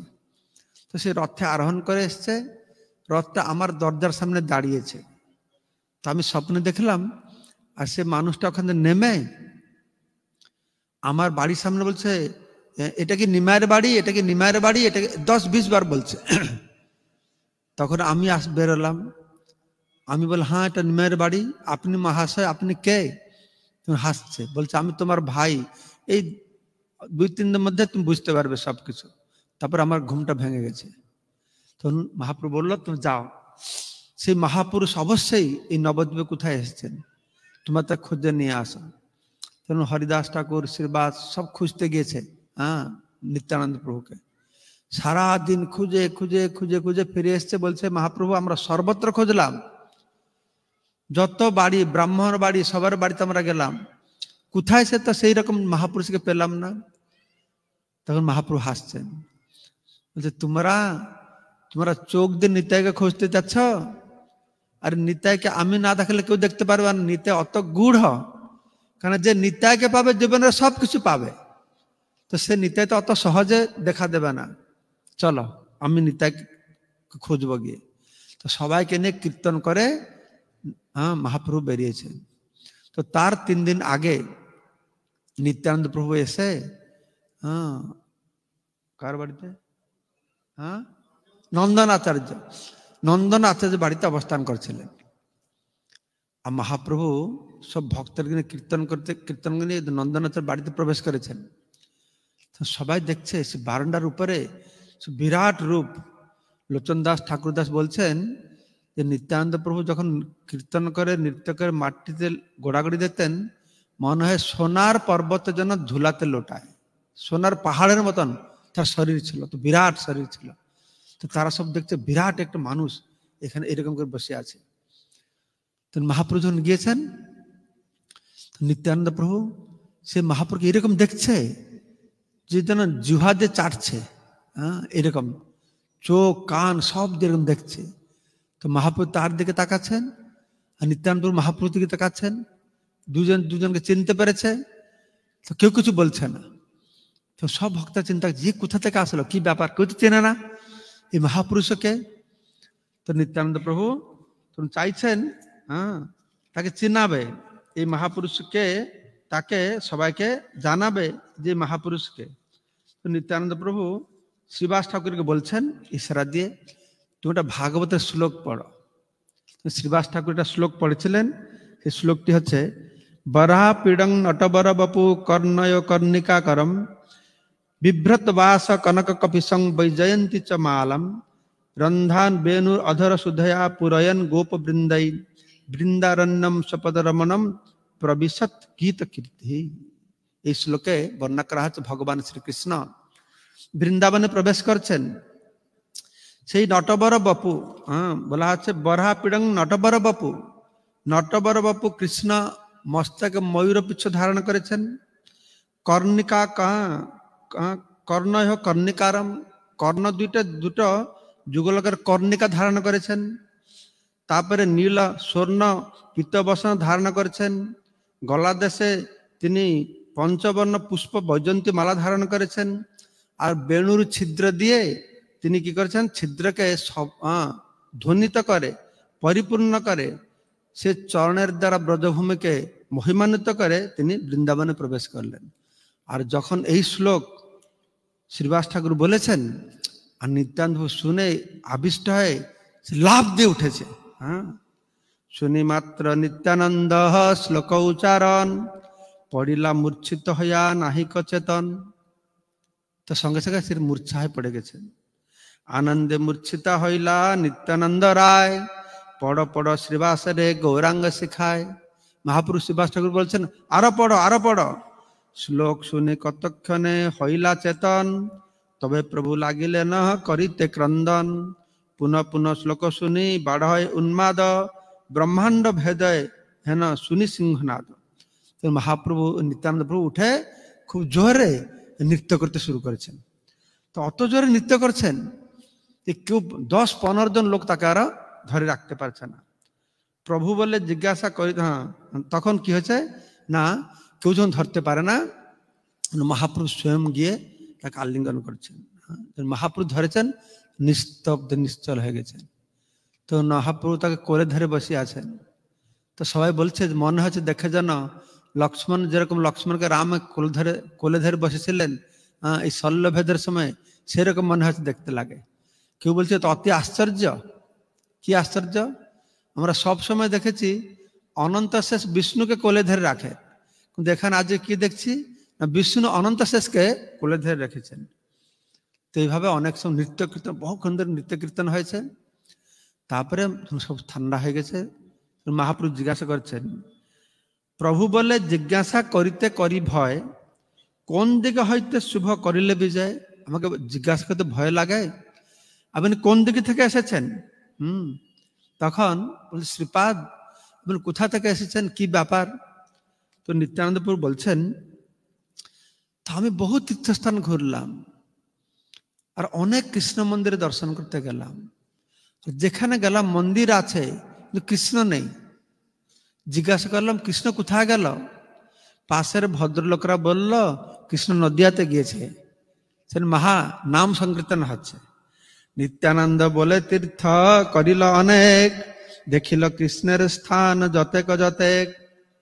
স্থান মাত্র দেখি কৃষ্ণ দেখিতে না পাই, জিজ্ঞাসা করিল তবে ভাল লোক ঠাই। আমি ভালো লোকদের কাছে জিজ্ঞাসা করলাম, সিংহাসন সব কেনে দেখি আচ্ছাদিত, কহ ভাই সব কৃষ্ণ গেলা কোন ভিত। যে কৃষ্ণ কোন দিয়ে গিয়েছে? তারা বলে কৃষ্ণ গিয়াছেন গৌড় দেশে, গিয়া করি গিয়াছেন কথক, গয়া করি গিয়েছেন কথক দিবসে। গয়া যাত্রা করে কিছুদিন আগে তিনি গৌড় দেশে গিয়েছেন। নদিয়ায় শুনি বড় হরি সংকীর্তন, কেহ বলে তথায় জন্মিল নারায়ণ। পতিতের ত্রাণ বড় শুনি নদিয়ায়, শুনিয়া আইলু মুই পাতকি এথায়। আমি তো বহুত পাতকি, তো নদিয়ায় এরকম নাম সংকীর্তন হচ্ছে, সেজন্য আমি এখানে এসেছি। আমি বড় পতিত। তো মহাপ্রভু তার মহিমা গান, তুমি অত মহান মহাপুরুষ, নদিয়াবাসী উদ্ধার পাবে, এরকম অনেক কথাবার্তা করে। তারপরে তারা বললো ঠিক আছে চলো, আমরা বলছি তোমার এখানে থাকো, নবদ্বীপে থাকো। কোথায় থাকবে? শ্রীবাসের ঘরে থাকবে। তো সব মহাপ্রভু নিত্যানন্দ প্রভুকে নিয়ে শ্রীবাস ঠাকুর ঘরে সব কীর্তন করতে করতে শ্রীবাস ঠাকুর ঘরে এসেছেন। শ্রীবাস ঠাকুর ঘরে এসে নিত্যানন্দ গৌরাঙ্গ মহাপ্রভু কি করেছেন, তার ঠাকুর ঘরে ঢুকে গেছেন। ঠাকুর ঘরে ঢুকে দরজা বন্ধ করে দিয়েছেন, আর কোনো ভিতরে ঢুকতে দেয় না। তখন মহাপ্রভু বলছেন, অবধূত, আপনার সুখের জন্য আমি আমার আর একটি রূপ তোমাকে দেখাবো। এই বলতে বলতে তখন নিত্যানন্দ প্রভু দেখছেন যে গৌরাঙ্গ মহাপ্রভু তিনি কি করছেন না, ষড়ভুজ রূপ হয়ে গেছেন। দুই হস্তে মুরলী ধারণ করেছেন, আর দুটো হস্তে শঙ্খ চক্র গদা পদ্ম চার হস্তে ধারণ করেছেন। দেখে নিত্যানন্দ সঙ্গে সঙ্গে সেখানে মূর্ছা হয়ে গেছেন। তবু উঠে স্তব স্তুতি করছেন। মহাপ্রভু হাত দিয়ে তার চেতন ফিরিয়েছেন। আর তারপর নিত্যানন্দ প্রভু দেখছেন তার নিচের হাত দুটো অন্তর্ধান হয়ে গেল, মাঝের হাত দুটো অন্তর্ধান হয়ে গেল, উপরের সে হাত দুটো আছে বাঁশি ধরেছেন। তো নিত্যানন্দ জ্ঞান এসেছে, বলছেন যে তুমি যে বাঁশি ধরেছ তুমি তো কৃষ্ণ, কিন্তু কৃষ্ণ তো দেখতে ব্লু কালার, হ্যাঁ, তো তোমাকে দেখতে পিত্তবর্ণ কেন? তোর মহাপ্রভু হাসছেন, হ্যাঁ, তুমি আমার সঙ্গে থাকলে সব জানতে পারবো, আমার সেই নীল বর্ণ কেন হলুদ হয়ে গেছে সব তুমি জানতে পারবে। এই কথা যারা ভিতরে কথা বলছে আস্তে আস্তে বাইরে শুনতে পারছে। তারপর মহাপ্রভু বলছে, দেখো এই অত্যন্ত বেদগোপ্য বিষয়, তুই বাহিরে কথা কাউকে বলবে না।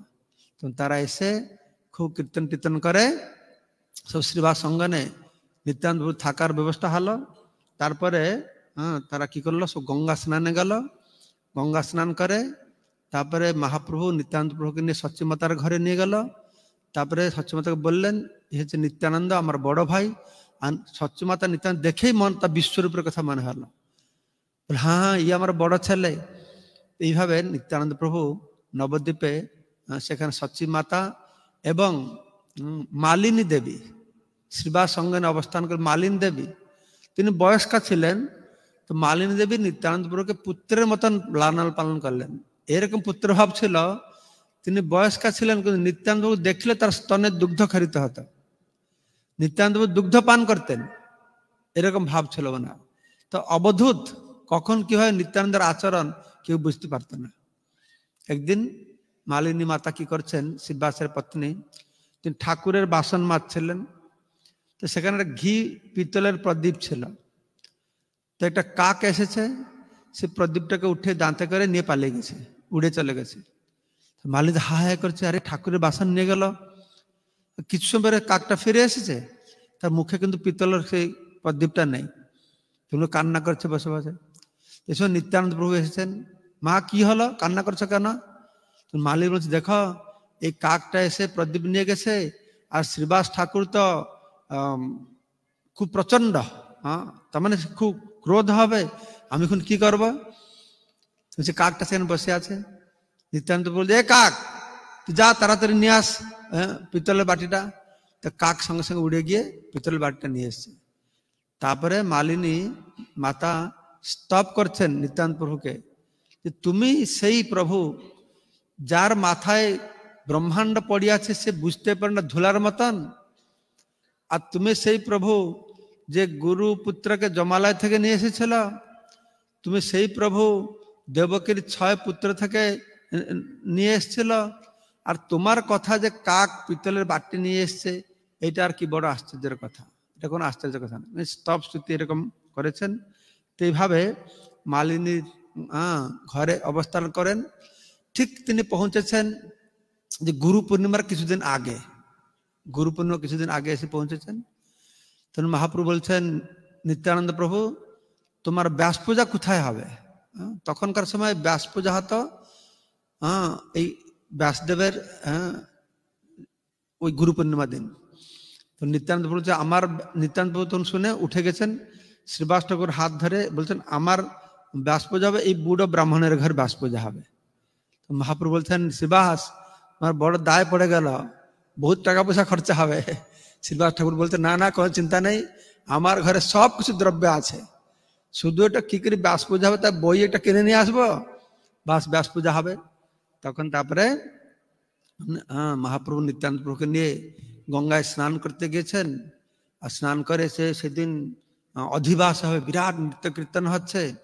আর তারপরে তারপরের দিন তো এখানে জিজ্ঞাসা করছেন, মহাপ্রভু জিজ্ঞাসা করছেন, শুনো শুনো নিত্যানন্দ শ্রীপাদ গোসাই, ব্যাস পূজা তোমার হইবে কোন ঠাই, কালি হইবে পূর্ণমাসী ব্যাসের পূজন, আপনে বুঝিয়া বলো যায় লয় মন। কার ঘরে হবে তুমি বলো? তো তখন কি হয়েছে না, খুব উদ্দণ্ড নৃত্য কীর্তন আরম্ভ হয়ে গেছে। ব্যাস পূজা অধিবাস উল্লাস কীর্তন, দুই প্রভু নাচে বেড়ি গায়ে ভক্তগণ, 4 দিবসের প্রেম চৈতন্য নিতাই, চির দিবসের প্রেমে নয় চৈতন্য নিতাই, দোহে দোহে ধ্যান করে নাচে এক ঠাই, হুঙ্কার করে কেহ কেহ বা গর্জন, কেহ মূর্ছা যাহে কেহ করে ক্রন্দন। তখন তারা কীর্তন করছে, সবার মধ্যে অষ্টসাত্ত্বিক বিকার, স্তম্ভ কম্প স্বেদ বৈবর্ণ সব দেখা যাচ্ছে। কম্প স্বেদ পুলকাশ্রু আনন্দ মূর্ছিত, ঈশ্বরের বিকার কহিতে জানি কত, স্বনুভবানন্দে নাচে প্রভু দুইজন, ক্ষণে কোলা কলি করি করে ক্রন্দন, দুহার চরণে দোহে কেহ ধরিবারে চাহে, পরম চতুর দোহে কেহি নাহি পায়, পরম আনন্দে দোহে গড়া গড়ি যায়, আপনা না জানে দোহে আপনা লীলায়। তো মহাপ্রভু এখানে এসেছেন এই সংকীর্তন যজ্ঞ সংকীর্তন প্রাহি যজন্তি সুমেধস, কিভাবে সংকীর্তন যজ্ঞের দ্বারা মানুষকে ভগবত ধামে কৃষ্ণ প্রেম দিবে, সেই জন্য মহাপ্রভু এসেছেন। তো মহাপ্রভু লীলায় মুখ্য ছিল কি কীর্তন আর নৃত্য, নাচ গাও ভক্ত সঙ্গে কর নাম সংকীর্তন। তো প্রভুপাদ আমাদেরকে 2 ভগবান দিয়েছেন। কৃষ্ণ এই কলিকালের মানুষকে উদ্ধার করবার জন্য 2 রূপে প্রকট হয়েছেন, চৈতন্য রূপে আর এক হচ্ছে জগন্নাথ রূপে। যদি চৈতন্য মহাপ্রভুকে খুশি করতে চায়, তাহলে পূজা অর্চনা মন্ত্রতন্ত্র যদি কিছুই না জানা, গৌরনীতাকে সামনে রেখে হরিনাম করে নাচবে গাইবে, তার পূজা অর্চনা হয়ে যাবে। যজ্ঞ হি সংকীর্তন প্রায় যজন্তি সুমেধস। আর জগন্নাথকে যদি খুশি করতে চাও, তাহলে কি করবে? যতবার পরে রান্না করে খাওয়াবে, জগন্নাথ যত খাবে তত খুশি। জগন্নাথ খাওয়াবে, তার ঘরে সব ঠিক ভালো চলবে। আমি জানি আমার গৌহাটিতে আমাদের রথযাত্রা হলো, আমি দেখেছি নিজে যে রথযাত্রা হতো কয়েক বছর, গুরুমাস 1 বছর রথযাত্রা যখন প্রতিবার কিছু বিঘ্ন হবে, একবার তো রথের উপর থেকে গুরুমাস পড়ে গেছে এখান থেকে। তখন আমি প্রেসিডেন্টকে বললাম, তুমি জগন্নাথকে খাওয়াচ্ছ না, এই জন্য সব গন্ডগোল হচ্ছে। তো তার বছর কি করলো, কংগ্রিগেশন ভক্তকে বলে রথের পিছনে 1 লরি খাবার রাখলো, আর সারা রাস্তাটা খাওয়াই খাওয়াই নিয়ে গেল। সেই বছর থেকে না কোনো ব্যতিক্রম হয় না, দুর্ঘটনা হয় না। তখন তো আমার দৃঢ় বিশ্বাস হয়ে গেছে ইটিং গড, ইয়ে তো একটা খাবার ভগবান, এটা নাচার ভগবান। তো প্রভুপাদ 2 ভগবানকে দিয়েছেন। আমরা নাচবো খাইবো, খিদা হলে প্রসাদ পাবো, বাস এইভাবে করে ভগবত ধামে চলে যাব। এর থেকে আর সরল উপায় কিছু আছে? ধ্যান নাই, তপস্যা নাই, ত্যাগ নাই, জ্ঞান নাই। প্রসাদ খেতে কাকে ভালো না লাগে? নাচতে কাকে ভালো না লাগে? লোকেরা অনেক টাকা দিয়ে ক্লাব গিয়ে নাচে, এই ফোকরে নাচছো এখানে না, প্রসাদ পাচ্ছ নাচছ। সময় সময় চিন্তা করি অত সরল উপায় ভগবান দিয়েছেন, এইবার যদি আমাদের গতি না হয় তা মানে কি, তা কপাল ফাটা আমাদের। আর হবে? হ্যাঁ, সে সত্য যুগে জন্ম হলে হবে, তৃতীয় দ্বাপর জন্ম হলে হবে? হবে না। তো এইটাই লাস্ট চান্স আমাদের। তো এইটা হচ্ছে মহাপ্রভুর পরম দয়াল, পরম দয়ালু। নিত্যানন্দ প্রভু, অক্রোধ পরমানন্দ নিত্যানন্দ রায়, তারপরে অভিমান শূন্য নিতাই নগরে বেড়া। নিত্যানন্দ প্রভু সুন্দর সুন্দর ভজন। আমার তো মনে হয় নিত্যানন্দ প্রভু শুধু ভজন শুনে শুনে আমার ভগবত ধামে চলে যাব। হ্যাঁ, নিতাই গুণমণি ইত্যাদি কত সুন্দর ভজন করেছে। শশীকুমার প্রভু বলেছে নিত্যানন্দ ভজন। আমার যখন বললো নিত্যানন্দ কথা বলবো, আমি বললাম না, শশীকুমার প্রভুকে নিয়ে আসতে হবে, নিতাইয়ের গান গাইবে। নিতাইয়ের গান শুনলে তো মন আনন্দ ভরে যায়। প্রভুপাদ নিত্যানন্দের গান গাইতে গাইতে ক্রন্দন করছেন, তার ভিডিও রয়েছে। হ্যাঁ, নিতাই গুণমণি আমার নিতাই গুণমণি কি আনিয়া প্রেমের বন্যা ভাসালো অবন। তো নিত্যানন্দ প্রভু প্রচুর গুণের খনি আছে, এরা যারা দিয়েছে কেউ বুঝতে পারে না। তো নিত্যানন্দ প্রভু চৈতন্য মহাপুরুষ তারা জগৎকে ব্রহ্মার দুর্লভ বস্তু প্রদান করছেন। তাই বলা হচ্ছে চৈতন্য চন্দ্র দয়া করহ বিচার, বিচার করলে চিত্তে পাবে চমৎকার। চৈতন্য মহাপুরুষ যে দয়ার সাগর, জগৎকে কে জানালো? নিত্যানন্দ প্রভু জানিয়েছেন। জগাই মাদাইকে উদ্ধার করতে গিয়ে যখন গ্রামের লোকেরা বলছে যে না না এরা পাগল, এরা মাতাল, সাধু সেনা না, এদের কাছে যাবে না, তো নিত্যানন্দ প্রভু বলছেন আরে এ চৈতন্য মহাপ্রভু এসে ভক্তদেরকে নিয়ে নাচাচ্ছে, আরে ভক্তরা তো নাচবে, তাতে তোমার কি মহিমা আছে? আর এই দুজনকে যদি আমরা নাচাতে পারি তাহলে আমার প্রভুর মহিমা জানা যাবে। তো এই জিদ ধরে নিত্যানন্দ প্রভু তাদেরকে হরিনাম করালো। তা আগামীকালকে এই নিত্যানন্দ প্রভুর দয়া করহ বিচার, বিচার করলে চিত্তে পাবে চমৎকার। নিত্যানন্দ প্রভু কাকে উদ্ধার করলো? জগাই মাধাকে উদ্ধার করলো। পাপি তাপে যত ছিল হরিনামে উদ্ধার হলো তার সাক্ষী কতটা জগাই মাধাই? দুটো। আর ছিল প্রভুপাদ কত জগাই মাধাকে উদ্ধার করলো? হ্যাঁ, এটা দুটো জগাই মাধাকে উদ্ধার করেছে। মহাপ্রভু তো সেই দণ্ডকারণ্যে গিয়ে বাঘ ভাল্লুক পশুদেরকে উদ্ধার করেছে, কিন্তু বর্তমানে মানুষ তো বাঘ ভাল্লুক থেকে আরো ডেঞ্জারাস নাকি? আর ছিল প্রভুপাদ গিয়ে সেই মহাপ্রভু আদেশ পালন করতে গিয়ে আমেরিকা, জার্মান, জাপান, চায়না, রুশ সর্বত্রই যে মানুষ গো মাংস কি গো রক্ত পান করত, এই চায়নার মানুষগুলো অত পাপী। দস্যু রত্নাকে নারদ মুনি বলছেন তুমি রাম নাম করো, রাম নাম মুখে বেরোলো না, মরা মরা বললো। এই চাইনিজ লোকগুলো অত পাপী, ওরা রাম নাম করতে পারে না, কৃষ্ণ নাম করতে পারে না, কেননা ওদের আলফাবেটে রটা নাই, তো রাম বলবে কি করে? তো হলে কৃষ্ণ হলে লাম বলে। আর হবে না, তারা অত পাপী। হ্যাঁ, তারা তো ব্যাং, সাপ, বিড়াল, কুকুর, আরশোলার বড় বড় ফ্যাক্টরি আছে ওদের, কোটি কোটি আরশোলা চাষ করে, আর তাকে তেলে ভেজে অ্যাডভার্টাইজ করছে সারা পৃথিবীতে বিজনেস বাড়াবার জন্য, ভেজে ডুবে ডুবে খাচ্ছে, সব কিছু খায়। হ্যাঁ, বললে যে আকাশে যা উড়ে এরোপ্লেনকে ছেড়ে সব খেয়ে যায় ওরা। কিন্তু অত বড় পাপী হাজার হাজার চায়নার লোক, সমস্ত বয়স্ক লোক। ধরুন গুরু মহারাজ মালয়েশিয়া যান, গুরু মহারাজ তো চায়না যেতে পারে না, তো মালয়েশিয়া পুরো প্লেন বুক করে চায়না থেকে তারা আসে গুরু মহারাজের সঙ্গে দেখা করতে। সেও আবার কমিউনিস্ট দেশ, খোলাখুলি কিছু করে, লুকিয়ে লুকিয়ে ভয়েতে ধরা পড়লে চাকরি চলে যাবে, জেলে খাবে, তবুও রাশিয়াতে কি অবস্থা হলো, কি শাস্তি দেওয়া হলো রাশিয়াতে। তা সত্ত্বেও ভগবানের প্রতি জীবের একটা স্বাভাবিক প্রেম ভালোবাসা আছে না, এই হরিনাম থেকে যে প্রেম ভালোবাসাটা জাগে, সেই ভালোবাসাটা অত তীব্র, কোনো প্রতিবন্ধক তারা মানতে পারে না। শেষে একটা সময় এসেছে রাশিয়া সরকারকে মাথা নত করতে হয়েছে, ইসকনকে স্যাংশন করেছে, উন্মুক্ত হবে সব জায়গায় হরিনাম প্রচার হচ্ছে। তো এটা হচ্ছে ছিল প্রভুপাদের দয়া করহ বিচার, বিচার করলে চিত্তে पावे चमत्कार। जय श्री प्रभुपाद की, नित्यानंद राम की, गौर प्रेमानंदे, हरि हरि बोल। তো যাওয়ার সময় সবার জন্য প্রসাদ আছে, প্রসাদ নিয়ে যাবেন। তো আমাকে বলছিল লেট হয়েছে বেশি বলে বন্ধ করতে 7টায়, তো 7টা বেজে গেছে, বন্ধ করি, কিন্তু আমার কিছু সময় নিব। যারা কোনো প্রশ্ন আছে, কারো কিছু প্রশ্ন আছে?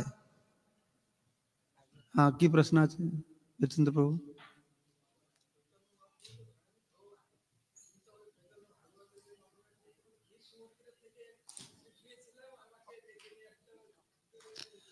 তো বীরচন্দ্র প্রভু বলছেন চৈতন্য বাবু তো স্বয়ং কৃষ্ণ, তো বলছে না ক্ষীর সমুদ্রে আমি শুয়েছিলাম, আমাকে ডেকে নিয়ে আসলো, তাই না? তাহলে কৃষ্ণ না ক্ষীরসাগর বিষ্ণু? এটা প্রশ্ন তোমার। আসলে কৃষ্ণ, কৃষ্ণ হোক, রাম হোক, বামন হোক, নরসিংহ হোক, এই ভৌতিক জগতে যারা প্রবেশ করবে তারা ক্ষীরোদকশায়ী বিষ্ণুর মাধ্যমে আসবে। কেন ক্ষীরোদকশায়ী বিষ্ণু পরমাত্মা রূপে সর্বত্র অবস্থান করছেন। নরসিংহদেব সর্বত্র অবস্থান করছে ক্ষীরোদকশায়ী বিষ্ণু রূপে, তো এটা খম্বর থেকে বেরিয়ে আসলো। তো প্রভুপাদ বলছেন যদি এখনই রাষ্ট্রপতি আসবে, বেঙ্গলে আসবে, কার থ্রুতে আসবে? মমতার পারমিশন লাগবে, রাজ্য সরকার পারমিশন নিয়ে আসতে, ওর মনে আসতে, সে রাষ্ট্রপতি হোক প্রধানমন্ত্রী হোক, রাজ্য সরকার পারমিশন লাগবে। কিন্তু কৃষ্ণ আসলো, এর পারমিশন নিয়ে আসতে হবে, এর মাধ্যমে আসবে। তো সেই জন্য সমস্ত অবতার যারা অবতীর্ণ হন তারা এই মাধ্যমে এসেছে। আর কোন প্রশ্ন আছে? জয় শ্রী প্রভুপাদ কি। এখন আপনারা আসুন, যারা যারা আমাদের ফর্ম ফিল আপ হয়ে গেছে এখানে আসুন সবাই। এই গীতার লেখন, হরিনাম লেখন গ্রন্থ নিয়ে যাবেন। এই গীতার লেখন মহাযজ্ঞ আপনারা সবাই যোগদান করে জীবনকে সফল করবেন। আর যারা একটু করেছেন বসুন। কালকে না কিছু ঘোষণা হবে, 2-4 মিনিট বসুন। একটু বসুন। তো শ্রীমদ ভক্তি পুরুষোত্তম স্বামী মহারাজ কি, নিত্যানন্দ প্রভু কি, নিতাই গৌর প্রেমানন্দে। তো মহারাজকে আমরা অসংখ্য ধন্যবাদ জানাই যে মহারাজ ওনার মূল্যবান সময় আমাদেরকে দান করছেন। তো মহারাজ আপনারা সবাই একটু অপেক্ষা করবেন, আর একটা আমাদের ছোট নৃত্য আছে। তো ওরা সকাল থেকে ড্রেসিং করে আছে, ঠিক আছে? একটা নৃত্য হবে 5 মিনিট, 5 মিনিট। হ্যাঁ, ওরা দুঃখ পাবে। আর আরেকটা সুযোগ আমাদের কাছে, আমার মনে হয় সৌভাগ্য আপনাদের, যে মহারাজকে এত কাছ থেকে একদম সামনাসামনি মহারাজের কাছে গিয়ে আপনি প্রশ্ন করতে পারবেন, এবং মহারাজকে, আমার মনে হচ্ছে মহারাজ এখন আমাদের ঘরের লোক, তাই তো? তো মহারাজের সঙ্গে আপনার মনের কথা আদান প্রদান করতে, মহারাজ এখানে থাকবেন। তো সবাই বেশিরভাগ কলকাতার লোক, খুব তাড়াতাড়ি নেই। মহারাজ আজকে, কালকে আমাদের লেট হয়েছিল, আজকে আমরা আধা ঘন্টা আগে শেষ করেছেন মহারাজ। তো সেই জন্য সবাই মহারাজের কাছে আসবেন, ঠিক আছে? আপনার যদি মনের কিছু প্রশ্ন থাকে, গীতা লেখনী, মহারাজের সঙ্গে কথা বলবেন, মহারাজ এখানে থাকবেন, ঠিক আছে? তো না, যখন নৃত্য হবে আমি একটা সাইডে বসবো, হ্যাঁ হ্যাঁ তখন গীতা দিতে পারি সেখান থেকে, হ্যাঁ হ্যাঁ, নাকি? তখন এইদিকে আসবে, গীতা নেবে, নৃত্য দেখবো, গীতা লেখানো চলবে। ঠিক আছে। এখানে একটা চেয়ার তো, এখানে একটা ভাগবত, ওই চেয়ারটা তো এখানে, হ্যাঁ, মহারাজ এখানে বসুক। কোথায়? এইখানে। হ্যাঁ, হ্যাঁ, সোফাটাই দিয়ে দিচ্ছি। হ্যাঁ, কোথায়? নিয়ে এসছো? একটু দাঁড়ান দাঁড়ান। ঠিক আছে, যারা গীতার লেখন যজ্ঞতে যোগদান করবেন তাদেরকে বিশেষ জগন্নাথ কৃপা দেওয়া হবে। প্রভু জগন্নাথ কৃপা নিয়ে এসেছে। হরি বল। হরে কৃষ্ণ। সোফাটাই দিতে হবে, সোফাটা। আর আমাদের কাছে আর একদিন মাত্র সুযোগ আছে। তো আগামীকাল আপনারা যথাসময় আশা করি উপস্থিত হবেন, এবং যারা গীতা লিখন নেবেন এদিক থেকে আসবেন। মহারাজ আসুন, মহারাজ এখানে আরেকজন লাগবে, এটা শোনান তাড়াতাড়ি।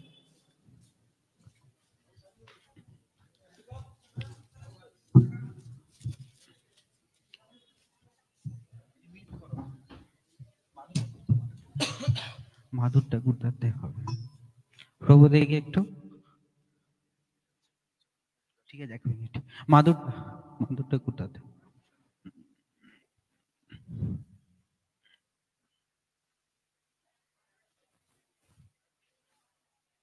Side side.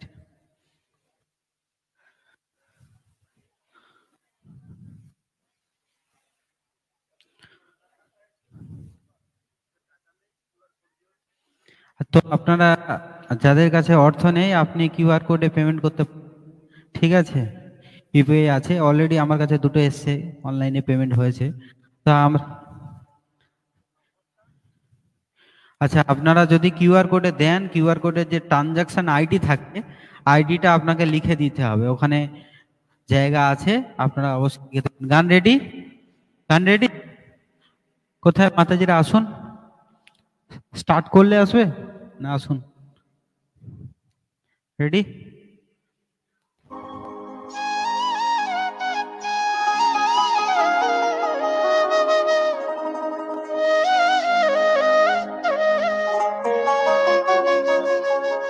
ও আবার দুমন হলে পড়বি ফেরে, তুই পারবি না পারে যেতে, এক মন যার সেই যেতে পারে।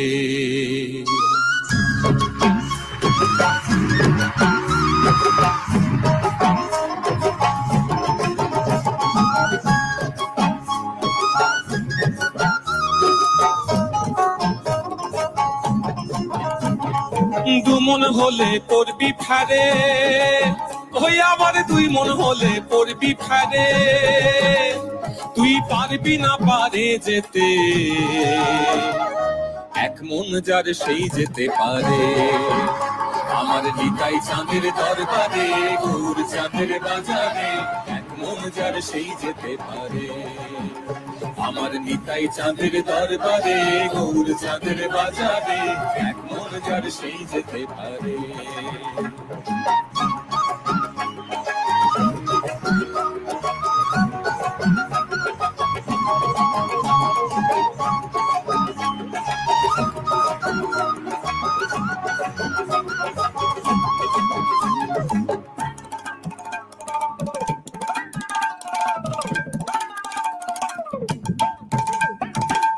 চার দশে 40 সেরে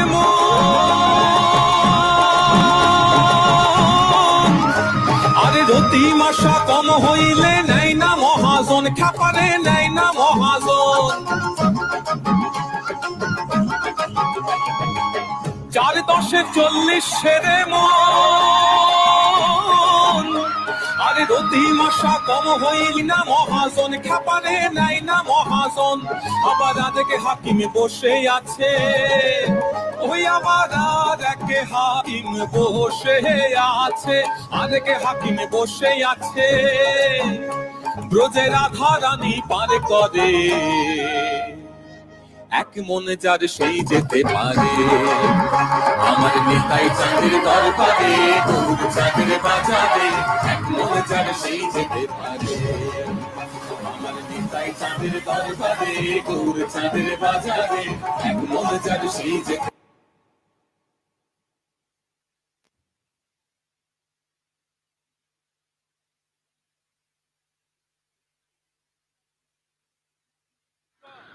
হরে কৃষ্ণা।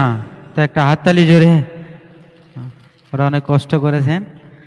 তো এখন মহারাজ এখানে আছেন, একটু টেবিলটা সামনে নিয়ে যাও মাঝখানে, তাহলে সুবিধা হবে।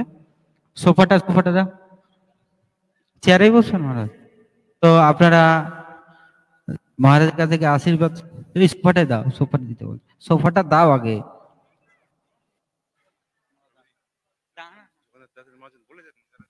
আপনারা অবশ্যই মহারাজের কাছ থেকে জগন্নাথের আশীর্বাদ আপনারা নিয়ে যাবেন, ঠিক আছে? খালি হাতে যাবেন না, পুরী জগন্নাথের আশীর্বাদ মাথায় নিয়ে গেট থেকে প্রসাদ নিয়ে তারপরে আপনারা আপনাদের গৃহে প্রত্যাবর্তন করবেন। হরে কৃষ্ণ। আর এখনো ফর্ম আছে, আপনারা যারা নিতে চান নিয়ে তারপরে যাবেন। আর আশা করি আগামীকাল আমাদের অনুষ্ঠান 11টায় তো শুরু হবে, আপনারা যথারীতি ঠিক 11:15 উপস্থিত হবেন। হরে কৃষ্ণ।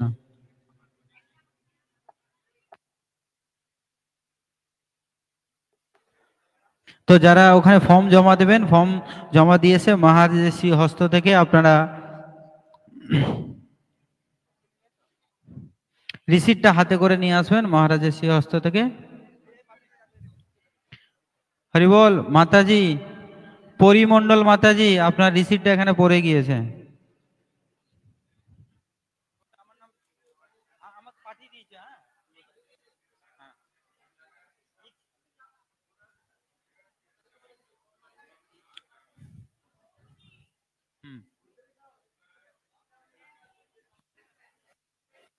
কল্যাণবাবু একটা সেট করে মানুষ আছে, মানুষ দুটো নিয়েছে, কিউআর কোডে আছে। হ্যাঁ হ্যাঁ, আমাকে পাঠিয়ে দিয়েছে। থাকুক, কালকে দেবো, এখন আর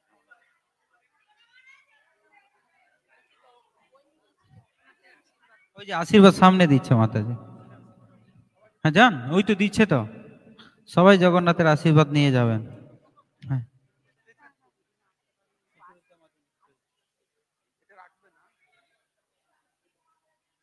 তো এখনো ফর্ম আছে, গীতা লেখন বই যারা নেননি সবাই নিয়ে তারপরে যাবেন।